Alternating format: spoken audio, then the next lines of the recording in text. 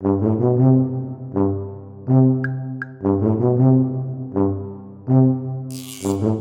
back to Talking Shit, where we are talking all sorts of shit. Schitt's Creek, that is. I'm Jess Sterling. Today we are talking Season 2, Episode 10 of Schitt's Creek, Ronnie's Party. And of course, I'm joined by someone who is sporting a rather high-quality leather poncho today. Stuart, how are you? Cost me so much money. I bet a leather poncho is like multiple hundreds of dollars/pounds. I certainly hope so. I mean, it's a lot of fabric, isn't it? And like leather, that's it's not the whole- exactly cheap. Yeah, exactly. Yeah. Do you own a poncho? No.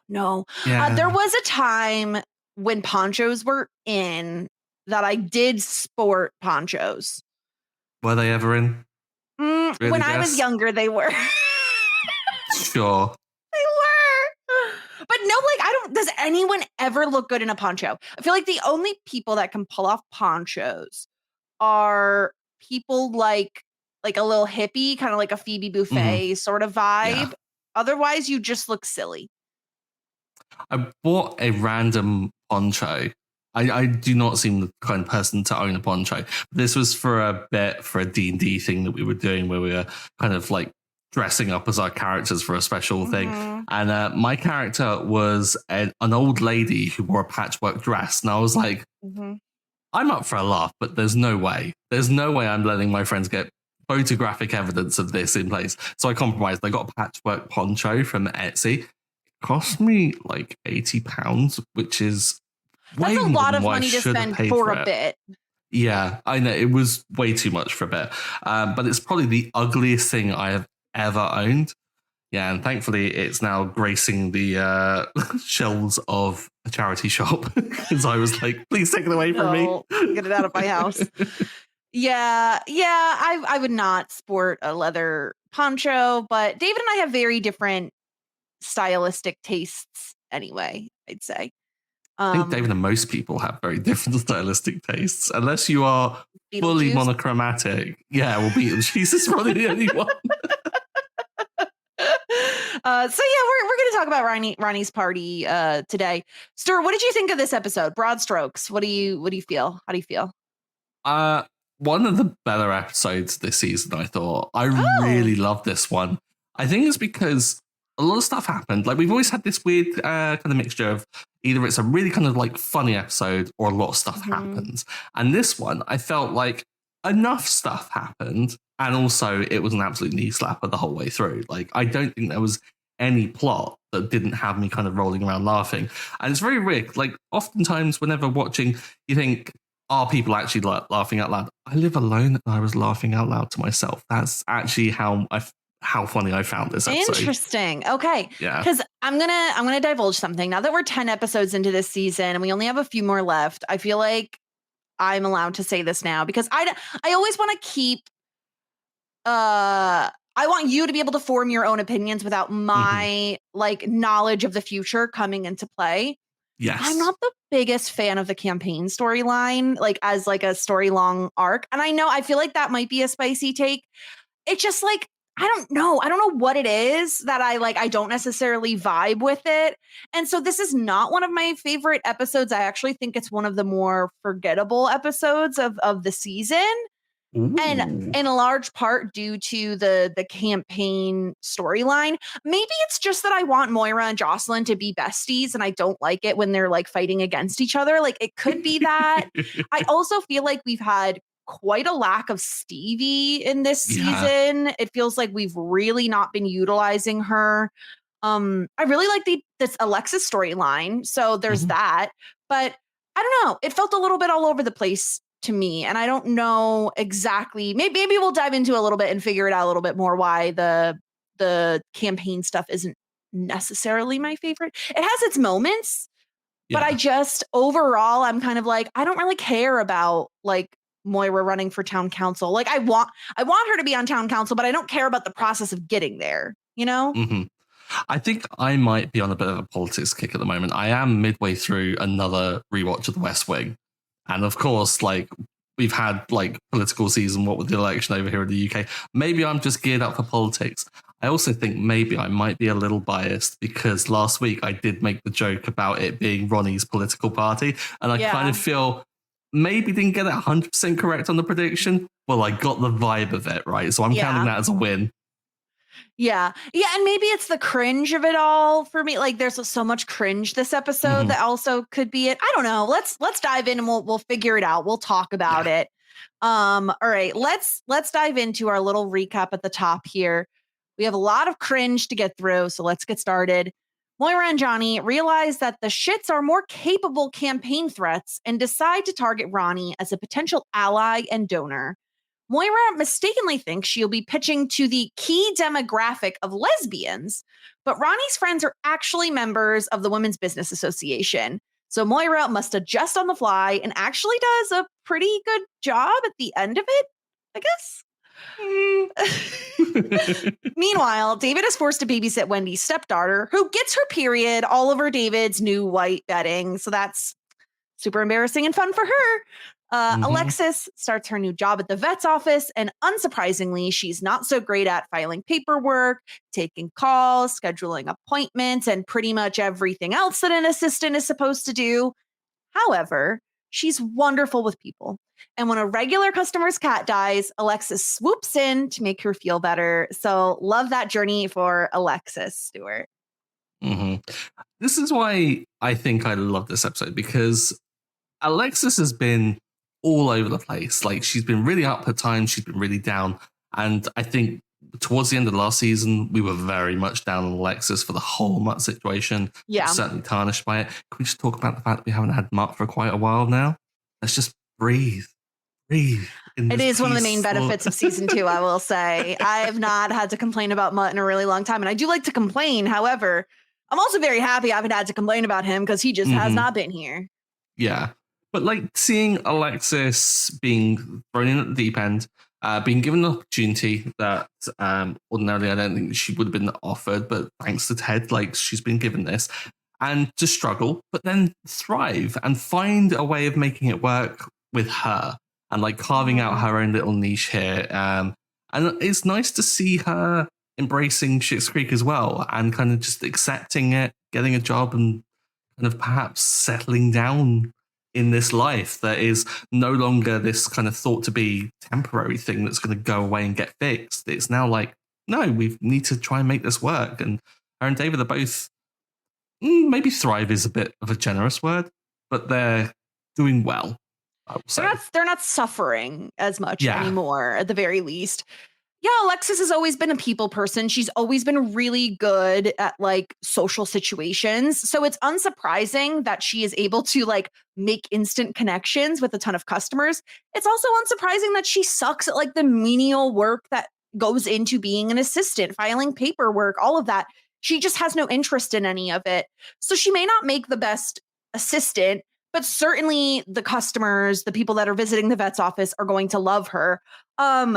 I will say, slightly triggering watching this entire situation go down with the poor old lady's Mittens, I think the cat's name is, right? Yeah. Where the cat suddenly dies and Alexis is not supposed to say anything. It is not her place to say anything. And the poor old woman wants to buy treats and she's like, well, maybe you should wait because these treats are going to go on sale. Which is a great tactic. Great cover, like of all things to say, like think on your feet. That was really good, but just seeing that like kind of get dismantled when Doris is just a little too kind of adamant. Just no, I'll get them now. He really does like them, and Alexis just crumble. I was like, oh, like them if he weren't dead. Like the way. Okay, I'm sorry. That is like not a great way to tell someone they've lost their pet. Like it's honestly kind of the worst. And it could be worse though, because I mean, like it could be a slight half truth or something that leaves Doris like Doris is aware of the situation immediately. It's like your cat is dead. It's like bam, done, and it's like sad. It's brutal and blunt, but I mean, sometimes you maybe need that. I don't know. Yeah, I don't know. I guess probably this news it depends on the person, on like the way they like it's never going to be good. Like it's never going to be great No. to hear that news. But I did love Alexis being like, but Doris, now you can like go hang out with the neighbor down the hall and he doesn't have to like take allergy meds. And I think this is a time for you to get like a new love of your life. And like, I was proud of Alexis in those moments, you know, like maybe being an assistant isn't necessarily the right job for her, but I think through that she's finding her strengths and where her skills lie, and it's people. She's great with people. Like immediately she's like, I'm waiting for Doris to text me back and let me know how it went. Like it's adorable. Of all things, like you expect Alexis to kind of judge a load of people and maybe be like, oh, this is a kind of old lady, I'm not going to get along with her. Alexis finds a way of getting on the level with everyone. And it was the kind of energy that I imagine that is girls' bathroom energy, of just like that camaraderie that is shared. Alexis like, seems you to look carry great. that Where did you everywhere. get that skirt? Yes. Exactly. And I think that she kind of shares this with everyone. I think the only female I've not seen her express this towards is Moira, and that's because obviously it's her mum. But like every like woman she speaks to, she seems to find this like innate connection with it, just like she compliments them. And I don't think it's like in a Regina George compliment of like shade or anything. I think it's really earnest. I think she finds a way to connect with people no matter what the situation is. I think she's just really able to like give out advice and again, like bring up stories from her past that feel like they really don't have any sort of connection. But she finds a way to connect with people. Like if me and the Sultan's son can make it work when we can't speak to each other through an entire regime change, you guys can make it work. I liked this. I like that Ted seems like we see a different side of Ted also, where he's like boss Ted. And he's like, are you sure you're up for this job? Like, are you sure that you can do this? Like, this is going to be tough, but you have to like do the work. So I appreciated getting to see that more serious side of Ted as well, Stuart, because I feel like so far we've seen him as more of like a simp for Alexis, and that's kind of not that he's been one-dimensional, but we haven't seen like, how are we going to believe that Ted can run a vet's office if he can't get his assistant to actually do her work that she's supposed to be doing? Yeah, and because when he first offered the job, it was like, oh, this is kind of like, are you just simping all over again? But seeing him go into like boss mode, but also good boss mode of like putting it onto her to answer the question. It wasn't like, you're not doing well, you need to do this. It was, I need you to do this. This is a place of business. Do you think you can do, like, are you up for this? And like putting that and making her question that in herself was kind of, I thought, a really good way of dealing with it. And that moment where she goes to talk to him, when she finds out that Mittens has died, but she's clearly going to talk to him and just say, I don't think this is going to work out. And it was kind of sweet in a way of just, you could see that she's had that kind of introverted look at herself and was like, I don't think this will work. Yeah. But then in seeing the like kind of practical application of how she is with people, comes into her own, and then we see it in a different light. Yeah, it was really lovely. Yeah, but I do appreciate that, despite the fact that she has found certain parts of this job that she really excels at, she's still Alexis. And when she finds out that Mittens is dead, instead of saying like, having the reaction probably I would have, someone who is like a massive animal lover, is like, oh my gosh, oh no. Like, instead of having that as a reaction, she goes, ew. It's still very Alexis, like she's not changing who she is. She's still going at the job as very much as Alexis. Oh yeah. And she's doing it while also comforting, and I say that with air quotes, Doris, when they're talking about it, because Doris is like, oh, do I have to arrange a box or something? And she's like, ooh, no. She can't stop herself. What did you think about the cut off scrubs? Because I thought those were just hilarious. Just her and David talking about that was just brilliant. Love the scene between her and David. I often love these sibling conversations because he's just like picking on her, and she's just like, ugh. Like, she just hates the outfit so much. And of course, when she comes into work, I think Ted says like, oh, those legs are dangerous. And she goes, Ted. I just love it. It's very Alexis to just cut off half her scrubs so that she can wear shorts. I mean, if you got legs like that, of course, show them off. But yeah, I don't know anyone that has ever been told they need to wear scrubs and has been disappointed. Like, wearing scrubs to work seems like the best thing ever. It's like wearing pajamas, right? Yeah, like comfy as. Yeah, I mean, that's not, I mean, we've seen what she wears to community service. Certainly she's not going to be pleased with wearing scrubs. It's got standards. Mm-hmm. But let's shift over and talk about David. Because Wendy is laying down the law a little bit this episode, Stuart. She's like, she's not going to let David get away with anything anymore. It seems like she's like, no, I need you to watch my stepdaughter, David. Like, I need you to watch her. Interesting that you put it that way. I saw it as David still getting away with murder quite a bit. Like, he'd ordered 4 taxidermy peacocks that were arriving that day. We need more birds! Yeah. Had ordered the leather poncho, which admittedly he did sell, so good on David. Well done. But seemingly did that without Wendy even being aware of it. All while Wendy's just having a meltdown over her kind of personal life. Don't know what the heck is going on there. But I feel like her request to him was less of her laying down the law and just more taking full advantage of an employee, which should absolutely never be done. Like, oh yeah, David. No, you can't. I think the thing is, though, maybe Wendy is just not as sharp as I'm giving her credit for, but because in the same scene, she's like, oh, our expense card isn't long for this world. Like, now we're selling ponchos. Like, she's really giving David a very long leash. And I feel like now she's kind of, he's paying his dues now with the babysitting. Like, I need you to watch my stepdaughter, and you're gonna, because of all the shit I've let you get away with, basically. I love David just trying to clearly get out of it without actually saying no, but just being like, well, if you need anything, just ask. And then she does. And then he goes, yeah, okay, well, if you need anything. Of all people, I really wouldn't pick David to babysit. Granted, this girl's what, like 13? Like, I don't really think she needs a babysitter. I don't know. No, I get the impression that maybe Wendy is a bit neurotic in a way. Like, maybe she just kind of has a thought and it's just a thing that must manifest. I don't know. But what do you think is going on with Wendy's whole situation? It was the ex-husband, who I'm guessing is this daughter's father. They have to go into the school, but then she was also whinging about someone making more money than they earn together, which I'm guessing is the ex-husband's new boo or something. So definitely family drama, certainly. Yeah. And she's she's feeling it because she's like, she's on the phone and she's going mental all day with it, seemingly. Wendy seems like a kind of person, and this is no judgment, really, kind of. Wendy seems like the kind of person who's had like multiple husbands and it's just like not worked out. Don't you think? Interesting. She kind of gives that vibe to me. This long line of men in Schitt's Creek. Oh, not Schitt's Creek, in Elmdale. Yeah. How dare you? Full of Wendy's exes.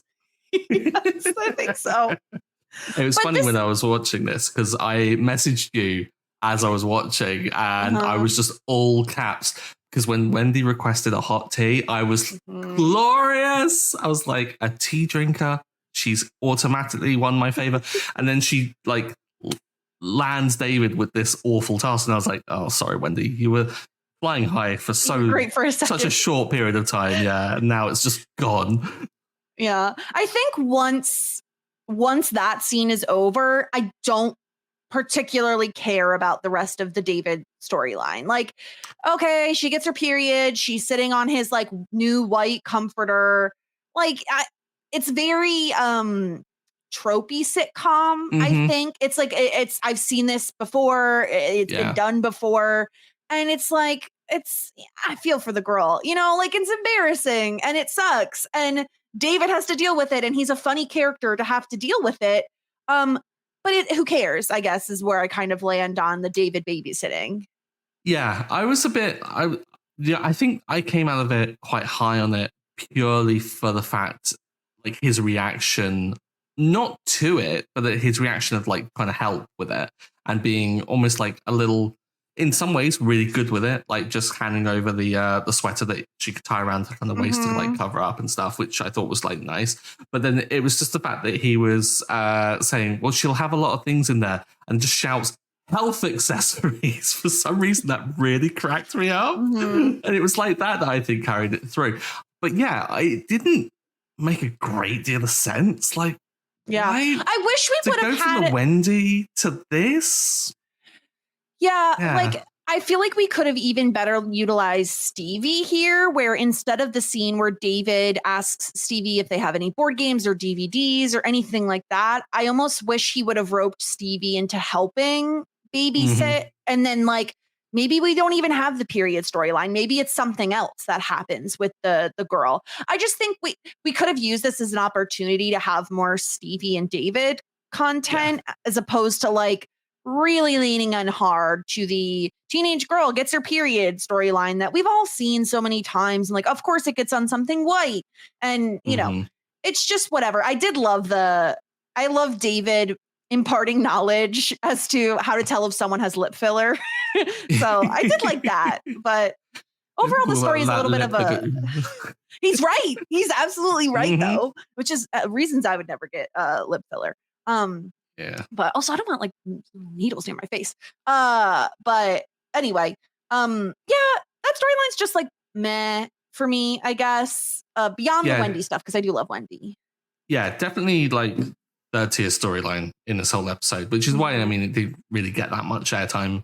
But like, I totally get your point though, is that why have a extremely short scene with Stevie only just to have them kind of like her do the same thing that she's always been doing, which is David's in a predicament and she goes, oh, can I watch or can I like make a comment about how this is going to be disastrous? And then we cut away and never see Stevie again. It's like, it feels like a real waste of a character. And Stevie's got so much potential to bring so much to a scene. I totally get that. Yeah. That's something that I'm kind of seeing as like a pattern with season 2 that I didn't necessarily remember because I tend to watch the show in big binges. You know, you don't necessarily notice as much of the week to week. I feel like we utilized Stevie so much more in season 1. And while I wasn't a huge fan of the David and Stevie potential romance plot line, at the very least, I felt like we were seeing a lot more of her and she was just more involved. And I'm feeling like a lot less Stevie this season. It's a real shame because like we were so high on Stevie like midway through the season, and before the whole her and David thing, it was like it felt like there was a lot of Stevie. And admittedly, because we did get the roses arriving at the motel, and of course, naturally, she's going to be around a lot because she manages it. So it's the more we pull away from it, and the more we see the town get fleshed out, Stevie's kind of role gets a little, I guess, diluted. Which is a problem with a growing kind of more ensemble cast that I'm kind of hoping for, because I do love all of these side characters, and especially the ones like Ronnie and Bob and stuff getting more moments, is that you do have to take the kind of spotlight away from others, because you can't do it from the central cast, because those four are the four. I mean, we have to keep them involved.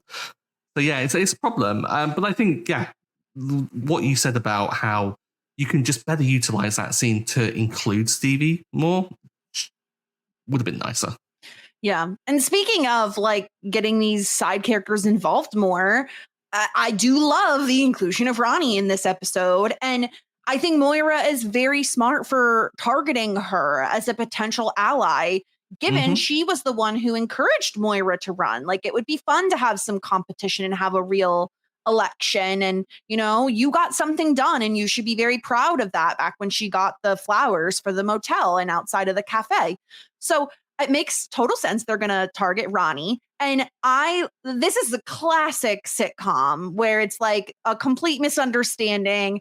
They assume incorrectly or possibly correctly, who really knows, if that Ronnie is a lesbian, and that is the quote unquote key demographic that they will be targeting. And the funny thing about Ronnie is, like, I mean, it could have been way cringier, Stuart. Like, it could have been like, oh, we're targeting the Black demographic. You know, they could have made it way worse, but it's the Women's Business Association. Yeah. When I saw that wig and how tight those curls were, I was like, oh God, Moira, what are you doing? But yeah.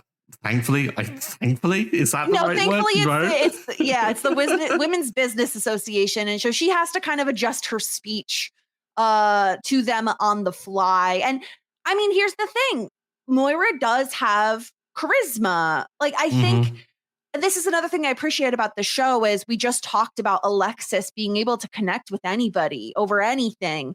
I feel like we see that kind of comes from Moira in a way, because Moira is able to kind of shift. And yes, her speech doesn't necessarily make a ton of sense. But she's still able to connect with these people and get them on her side by the end of the gathering. Yeah, a true politician who just says words and somehow gets people to clap despite saying nothing of real note or value. It's like, elect her.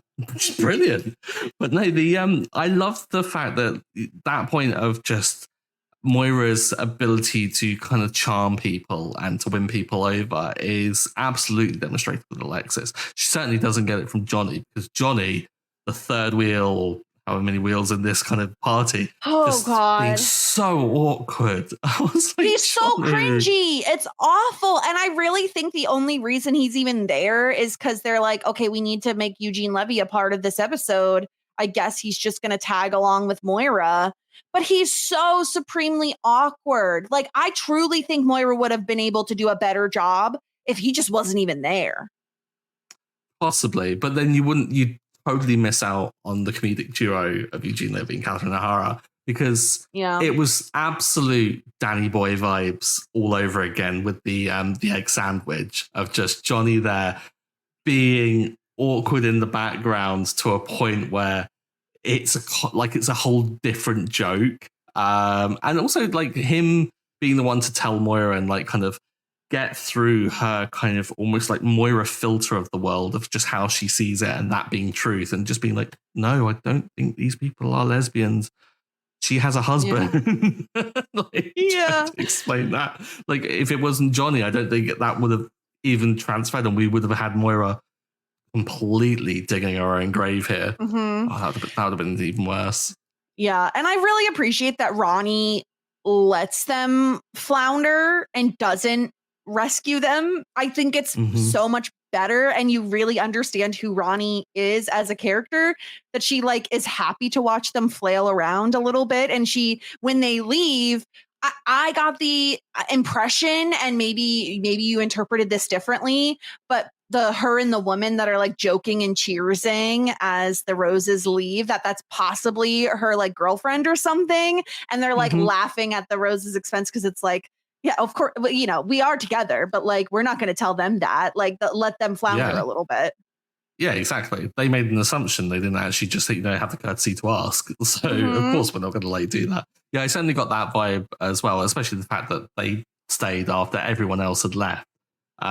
Which it was like, again, it lends itself to good writing, because people aren't one or the other. You can be a woman in business and you can be a lesbian. Like, there's no reason why you can't be both at the same time. But of course, in the comedic moment, it's like, oh, they're not lesbians, they're this. And so the shift goes completely over. But Moira's ability to shift that speech was something just absurd. So I mentioned to you beforehand that I kind of zoomed in on the notes. And I'm going to like share them right now, because they are ridiculous. So I kind of zoomed in a little bit on them. And so you've got NB, do not forget the something, 2 bottles of whiskey. Is there a picture of a tree? What is the tree there? Yeah, there's a drawing that says the greenery of something. Maybe SC, Schitt's Creek, maybe? Could be, yeah. There's a bit down here, high fives, question mark, which I just... Do I give high fives at the end of this? Exactly. Is that what lesbians do? Do they high five? I love it. And I was just looking at these notes, because I was like, when I was watching, I just hit pause and was like, enhance. Yeah. Like, I wish I could read it all. It's just all scratchy notes. But the way Moira does it is if she's got this really like long rehearsed speech. Yeah. But it's not. She like somehow just gets brilliance from what seems to be too. Oh my gosh. Yeah. Like, part of me thinks that maybe they realized, like, both A and B. I'm not too sure what that says at the top, but yeah, I'm wondering if they were there and they go, "Oh shit, we need a prop for like Moira. Like, she's meant to have a speech," and they just grab some writer's notes and just scan them to her. It's possible. I want to know what NB stands for. NB, yeah. NB. It's a very bold, you know, as opposed to everything else. Jeez Louise. Yeah. It's so funny. Weird. It's ridiculous. All right. Anything else about the episode before we get into some feedback that we have? Not that I can think of really. Moira, and we might get, I know because this was later, the very floral skirt when she goes to meet Ronnie in the cafe. I was like, the first time we've really seen Moira branch out into different colors. And I thought it was quite funny that she was wearing sunglasses at the time to like kind of almost like blind herself from the brightness of the colors. Yeah.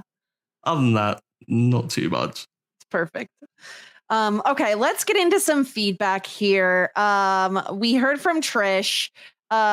She says, "Wow, this wig. I forgot about this wig. This looks more like Edward Scissorhands cosplay." So now's probably a good time to bring up the wig anyway. Yeah, I was with you, Stuart, the first time I watched this, at being a little concerned about the wig that Moira has on her head. I love a curl as much as the next girl does, and I do think this is a great look for Moira. I don't know. Like, I also think like auburn necessarily isn't her color. I almost wish it was like a more shocking color, you know? I just think it's very nice for the production of Annie to allow her to borrow this because it's such an Annie wig. It really is. It's bigger than an Annie wig. It's even bigger. So huge.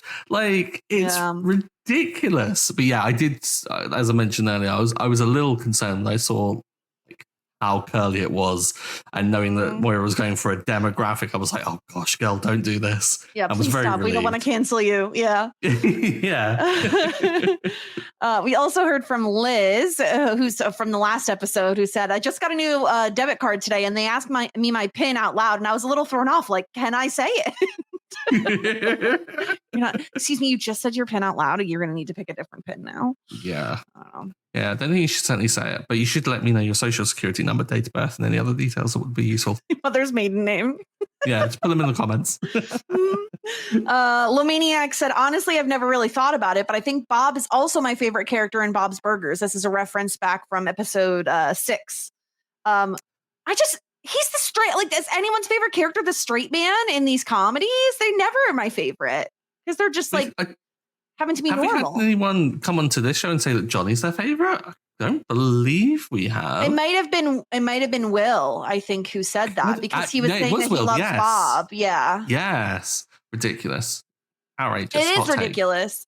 I always am like, I like the most outlandish character 9 times out of 10. I actually sent Will a TikTok the other day, and it was like, when you just need to get your weirdness out for a second, and it was just this man laying on the couch with like presumably his wife or something, and all of a sudden he just stretches and goes like, he just makes the weirdest noise. And I've done that. Like, I can tell you right now, I've done that. Like, sometimes the weirdness just gets pent up and it needs to be out. I don't trust people that don't do stuff like that. Like, I don't think that, like, I surround myself with quirky people for the sake of it and stuff. But I've got some like kind of odd friends. One of my friends, Ben, who will just, you'll have the most quiet silence, and then he'll just go like was obsessed with that whole Avada Kedavra meme that was going around, and they just scream that randomly.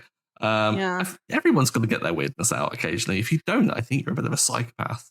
That's what I'm saying. You're like either a sociopath because you're not weird, and you just, you know, I don't trust people that are just too straight and narrow. Like, it's like that thing, Stuart, where you have to wait a certain amount of time, either at a new job or when you're dating someone for the first time, like before you can show them that you're really weird. You know, like there's like a set time limit of like, okay, it's been a few months, I can let my weirdness out, let your freak flag fly, if you will. Because I'm really weird, and I just would find it very off-putting if I was with someone who wasn't also a little weird. I think I would find it off-putting if the freak flag didn't fly sooner. Like, if someone took a long time to unfurl that flag, I'd be like, Mhm. there is I think a courtesy period where everyone acts normal. It's like, yes, I'm grown up. We're gonna go out Yeah. on a date and we're gonna do fine things at restaurants and wherever. Mhm. But eventually, you've got to get a little bit weird. Especially too, like, I think it becomes expedited. Like, it's not just necessarily like a week or 2 weeks or a month or whatever. It's like an amount of time you've spent with said person. So Mhm. maybe I've spent like 8 hours with someone in one day. And like, I'm talking not just like working in the same office. I'm talking like interacting with said person for 8 hours. It's like, well, we've expedited the process. My weirdness Yeah. can show sooner. And it should. Mhm. Everyone's a little weird. And if you're not, Yeah. you need to get checked out by a doctor. Where's your weirdness? Where is it? Where is it? Everyone's a little Official weird about advice. something. This is very much like Stuart. Because I have self-diagnosed ADHD, I get hyperfixated on things. I don't know about you, but I become obsessed with certain things for short amounts of time, and then I move on and get obsessed with something else. And I love learning what people's hyperfixations are. Like, what is something that someone is like extremely passionate about? Because it tells you so much about them. And usually it's whatever their weird thing is. Like, everyone has a weird thing. So Yeah. just let your weird thing Yeah. out, people. My hyperfixation lately has been D&D, and it's been that for 8 years now. That's no longer a hyperfixation. That's just No. maybe an obsession. I think maybe they changed the word to that. Anyway, let's get back to feedback. We got an email from Natalie. And so she said she's not normally a podcast listener, but she saw we were talking about Schitt's Creek and she had to listen. And Schitt's Creek is her favorite comfort show. And she's watched all episodes at least 3 times. And she doesn't understand my love of Bob. She says, Jess, I do not understand your blind love of Bob, though I do agree. I love the Bob jog. I thought maybe you can make a play on Bora Bora and call your Bob loving island Baba Baba. Better than most, but still no Barbados. I think what you mean by most is better than anything I've pitched. Yes, I absolutely do mean that. A Bobology Island. And she also said you need to watch Parks and Rec so you can understand why miniature horses are the best. I hear you all. You know, everyone keeps saying it. Yeah. Mm-hmm. She wants to thank us for the podcast because Schitt's Creek left Netflix, which is truly a travesty. I don't watch it on Netflix, so I wasn't really aware of that. But I don't know. Is this internationally too, Stuart? Did it leave Netflix? I feel like we heard rumors of that as well. I think it was just a glitch on that one. I think it's still available on UK Netflix. So it's still working for me at least. Yeah. She's also really excited for us to get to mid-season 3. Like, she can't wait for it because that's where like a lot of her favorite episodes are, which I would agree. I love season 3. I'm really excited to get there. And this is where I thought Natalie had some really interesting feedback. She says, I was never the biggest Moira person. Not that I disliked her, but she was never my favorite. However, you've helped me see her in a new light and all the character that she brings to the show. With that being said, I'm not a fan of the town council campaign. Me and you both, Natalie. And though I think it brings some funny moments, overall, it just goes on too long and has too many cringy moments as well. See, that I totally agree with her. And I think a lot of it is, I don't know, Stuart, as much as I've said we haven't seen a ton of Stevie, I also feel like we haven't really gotten as much Jocelyn either. Like, we got her in a very small moment this episode. Yeah. It's weird to have a storyline that involves Jocelyn to such a high degree, but because of the way in which it works is that we're seeing everything on Moira's side of things. And so Jocelyn and Moira aren't going to share anything unless they're kind of at each other's throats in a way, or kind of being backhanded with compliments and leftover cakes and things, which is a shame because, like, you know, I love Moira and Jocelyn. I love their dynamic when they're like together and friends and stuff like that. And I want them to get along. And I don't mind in the short term the development with them. Like, I like the fact that we're getting some kind of change in their relationship a little bit, some hostility. But if this does go on for too much longer, I can see my enthusiasm waning a little bit. But for the moment, on the first watch, I think I'm actually okay at this point. Yeah. But and this season is only 13 episodes long. So it's not like it's going to be like super prolonged, but no. she left us with this other interesting tidbit. She sent this email in after last week's episode. She says, I find the dates listed interesting. If David was born in 1983 and the season aired in 2016, that would make him 32 or 33. Based on, I believe, the Bad Parents episode, when Alexis is mentioning one of her adventures and saying it was 10 years ago, Johnny makes a comment about her being 18, meaning that now she's about 28. This means she was born in 87 or 88 and 4 to 5 years younger than David. I choose to believe that she was born in 88 and that the photo that Johnny had in his folio is actually from the day Alexis was conceived, because the photo of the nude of Moira was taken in Greece, 1987. So it's possible that photo was like around the same date that Alexis was conceived. Is the math mathing? The math is mathing. I'm not sure I'm fully on board with the photo being that one. But does that also mean that Alexis was born in Greece, potentially? Conceived in Greece. I mean... Oh, conceived in Greece, sorry. Okay, I'm thinking like, I'm going 9 months too early. Or too late even. Do we need to talk about the birds and the bees, Stuart? Because when a mommy and daddy love each other very much... How dare you? It's ridiculous. But I love this. I love this. I feel like a Charlie and It's Always Sunny with the red string and like the, the timeline. It makes sense to me. Absolutely. I mean, we're entirely giving it far too much thought than what they would have thought in the writer's room. What else are we supposed to do on this podcast besides give it far too much thought? We are thorough investigators. I'll have every listener know. Practically a detective. Exactly. I do kind of love that, which is a very kind of like happy memory. And like Johnny seems to look back at that photo and be really kind of like sentimental about it. It totally fits. That's really sweet. Yeah. So thank you so much for the email, Natalie. She sent us in like a ton more and a lot of compliments and everything. And we really appreciate it. We love getting feedback. So feel free to always email us if you want. Podcast@talkingshit.com is where you can email us, or find us on social media at talkingshit. All right. Let's get into our ratings here, Stuart. Last week was controversial. I think this week will be less controversial. Do you? Maybe. You're not going to come out with an absolute wild one this week? Stuart, do you want to give us who you think is simply the best this episode? Simply best. I joked while kind of watching that it would be Wendy for her kind of appreciation of a good cup of tea to solve your problems when you're stressed. But jokes aside, I think I've got to give it to Alexis. Like, to be able to do, to succeed at a job that I think none of us were really expecting her to actually do well at was really good. But also, to comfort Doris, set her up on a date, and sell a ceramic urn, like, in one conversation. Yeah, absolute MVP behavior. Yeah.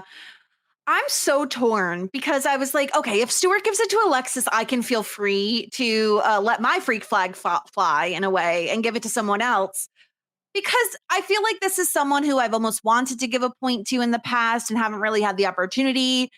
But Ronnie really did crack me up this episode. Yeah. I just feel like she's earned a point. You know what I mean? Like, maybe she wasn't like a sentimental fave, but she cracked me up and she really let the roses have it. I love when someone has the will to just let someone like hang themselves with their own rope. You know what I mean? Like, just let them do it. Yeah. And I feel like she did. So I want to give my point to Ronnie, even though I very much agree with you about Alexis. I definitely agree with you. I have to reward Ronnie for her nonsense. You know? Yeah, no, I like that. At first, I was a little affronted. I was like, are you just using mine to like just get away with murder here with a controversial pick? No, Ronnie's perfectly justified. Yeah, definitely. Yeah, Ronnie makes sense. Okay, disgruntled pelican time. Who is the disgruntled pelican for you this episode, Stuart? I did wonder if I could give it to Ted, because I wonder if he did kill Mittens, because he doesn't know how Mittens died. So, like, he's trying is to that find negligence? out. That's negligence in my book. Like, that cat was healthy, was coming into the vet every 2 weeks. Doris was very attentive. But no, I'll give it to Ted. Ted, can I? No, I don't think I can. No, I'm gonna give it to Jocelyn. Oh, look who's giving Jocelyn disgruntled pelican points. Because it was such a dick move. It this was a opening dick scene. It was like Roland. You expect that behavior off of, but there was no need to even go over to the roses. Like, yeah, okay, they took over like some cakes, and in their minds, they're being nice about that. But it was condescending, patronizing. It's just all the bad, like, kind of descriptors. Yeah, not cool, Jocelyn. Not cool. Yeah, I'm in agreement with you. And I'm also giving a disgruntled pelican point to Jocelyn. It's just shitty. It's a shitty thing to do. To be like, oh, by the way, we had a party last night and we have to go to the bank now, drop off all our money that we just got. And by the way, here's some leftovers. Like, what was the point of that? Like, it's different than her dropping by and giving Nanaimo bars because she had extras. No, she's trying to be like, look at all the donors that's giving me money. Like, it's a lot, all right? Yeah. It's not cool, and she's going to suffer as a result. It's not, but I'm really worried now. That's now 3 LVPs that Jocelyn's taken this season. You know what? That's maybe she should a lot. Stop being such an asshole. This wouldn't happen. Just saying. Gosh. I'm sad now. Sad things happen when people do bad things. So, yeah. Don't do bad things. Don't do bad things. So let's get into tier ranking our episode here. We have Hot Shit, Full Bouquet, Love That Journey for Me, Ew, David, and Shit Out of Luck. Stuart, I feel like we were as different. I feel like this is the biggest disparity we've had in our opinions on episodes thus far. Yeah. Prior to us, like, talking about it, I was fully considering just immediately launching this into Hot Shit. But I think on a more measured take, I think I would bring it down to Full Bouquet. I think that, I think your point about how Stevie is kind of getting relegated in scenes isn't being brought into it. The period on the bed storyline just not being that, well, not necessary, but just not funny. Like, beyond David's kind of reaction and saying a couple of things, it wasn't that great. It feels like a low, what is it? Low fruit or whatever, bottom of the barrel sort of joke, low hanging fruit. Like, oh, a teenage girl got her period. Like, oh no, it's got on something. It's like, okay, how many shows have done this? We've all been there. Like, it's embarrassing. It's like, it's just, I don't find it very funny. Not because I'm a woman or anything like that. It's just because it's like, been there, done that, low hanging fruit sort of joke. And to do it on a character that just wasn't fleshed out and stuff, like, we don't care about her. She only exists, I think, like, when writing it, I've just like had that joke in mind, and then I'm like, okay, well, Wendy now has a daughter, and now David is the babysitter. Like, you can see the logic of how that character has come about from that joke, and that's a bit lazy, but as like, sounds as if we're quite negative on it. I think everything else about this episode was stellar. So I think certainly Full Bouquet is kind of my recommendation. What about yourself? What are you thinking? I would probably put it in Love That Journey for me, but I could see it going at the bottom of Full Bouquet. Like, I wouldn't put it above anything else that's in Full Bouquet, but I'm comfortable putting it at the bottom. If for nothing else, for the Alexis growth that we see this episode, like, I really love what we got from her. And I love getting to see more of Ronnie as well. I feel like that is super valuable. We've had a lot of episodes. Like, look at even the titles, right? Like Bob's Bagels, like Ronnie's Party. We've gotten a lot more of the side characters, which I do appreciate. So what do we think? End of Full Bouquet? I certainly do, purely for the virtue that it's higher than the candidate. Because every time I see the little screen grab on that image of just kind of that scene, I know, I'm just like, it reminds me of the kind of, I think, the worst aspect of that episode. And I am going to judge them against each other. So Yeah. as long as it's higher than that one, regardless of which tier it's in, I'm happy. All right, full bouquet it is for Ronnie's party. Wow. This is great. I mean, I'm excited for what's to come. We still have some really great episodes left. Are you ready to hear what the title of season 2, episode 11 is going to be? Mm-hmm. Yes. The Motel Guest. This could be anything. It could be anything. I have no idea. They've already alluded to the Rose's family, like what with Moira's sister turning up. So I imagine it's maybe just a whole new character, just introducing some more chaos into Schitt's Creek. Who knows? Okay, well, we'll have to wait until next week to find out. We have 3 episodes left this season, Stuart. This is going by so quickly. Mm-hmm. I'm kind of not a fan. I mean, I'm a fan that we're getting through it because we're getting to some really good episodes. But also, this is going by really too fast. In looking at some of the titles for season 3, I'm getting really excited because, in my opinion, season 3 like blows this show out of the water. I really think like season 3 is like a really big step up, and mostly because I'm not the biggest fan of the campaign storyline. So for me, that drags season 2 down a little bit. But season 3 is so good. The fact that I can look at the titles and like know immediately what episode it is by just the title alone usually is a good sign. So I'm really excited for everything else that we have to cover. I'm encouraged by it. Like previously, everyone was saying like from season 1 onwards, it gets better and better. Hearing that season 3 is a blowout season, like is a really good one, is great. And also like Chappelle immediately saying, "I want that episode in season 3." That kind of makes me think that people have some really kind of like strong memories of specific events that happened in that season, which makes me think that it's going to be good. So I'm really looking forward to it. I will say that there is a particular episode. I'm not going to say what season or what episode or anything like that, but there is an episode where I was talking to one of our guests about guesting, and they were like, "Wait a minute, I know we're not talking about this particular season, but I really want this particular episode from a different season." And I was like, "Yeah, you're fine. We got you. Don't worry about it." But it's like that's how people feel about certain points of this show. It's just whether it's because it's hysterical or because it's heartwarming or because it's both.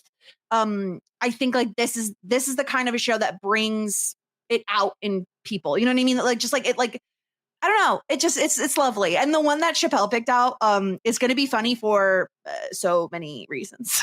So, but we'll talk about that in weeks, months. When we get there. Yeah, when we not too far away. Yeah. So yeah, that's all we have for this week. So until next time, warmest regards and best wishes.